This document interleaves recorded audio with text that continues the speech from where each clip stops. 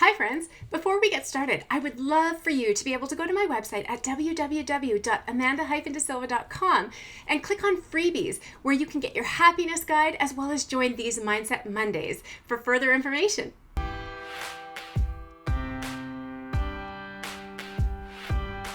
There are times in our lives when we're confronted with intense emotional distress.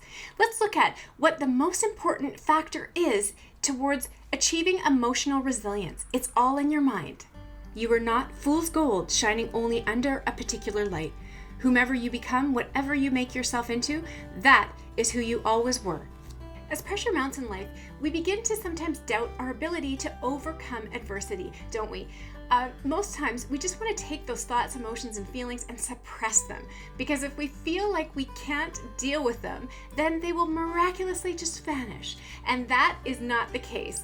We have to confront those self-limiting beliefs all the time, don't we? And challenge ourselves to get out of those ruts and to try to overcome any continual thought patterns that cause us to feel distress or that we're not worth enough. To admit uncertainty is to admit to weakness, to powerlessness, and to believe in yourself despite both. It is a frailty, but in this frailty, there is a strength, the conviction to live in your own mind and not someone else's. Stoic philosophy teaches us that there is a certain strength in recognizing and being able to control our negative emotions and looking at them from a different light, because we know that our body reacts to external threats and responses when negative things come our way.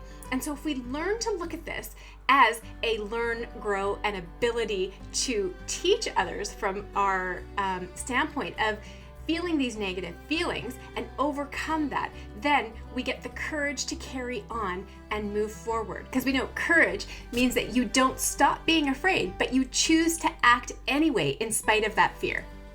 Positive liberty is self-mastery, the rule of the self by the self. To have positive liberty, he explained, is to take control of one's own mind, to be liberated from irrational fears and beliefs, from addictions, superstitions, and all other forms of self-coercion. This is one of, if not one of the most important thought patterns of emotional resilience, the ability to take control of negative consequences that might happen, be it trauma, tragedy, or other unexpected life circumstances that could put you in a really rough, difficult frame of mind. The ability to control one's own mind is the ability to give yourself the freedom and set you free. There is power in you writing your own story and not letting your self-worth be dictated by others. And there is strength in finding your voice and learning how to use it, no matter how deafening those external noises can get. My life was narrated for me by others. Their voices were forceful, emphatic, absolute. It had never occurred to me that my voice might be as strong as theirs. Developing your psychological and emotional resilience doesn't entail the absence of grief, pain, or any other forms of distress. It entails acknowledging the struggle and working through it in order to bounce back a little bit stronger. This can only happen through cultivating a degree of emotional awareness that can move you from unconscious living to conscious living. When you understand what you're feeling and why you're feeling it, you can then move beyond and have the confidence to move forward and make a renewed commitment to your goals. You also get to regain perspective and view things that could be paralyzing obstacles and setbacks as an opportunity to learn and grow.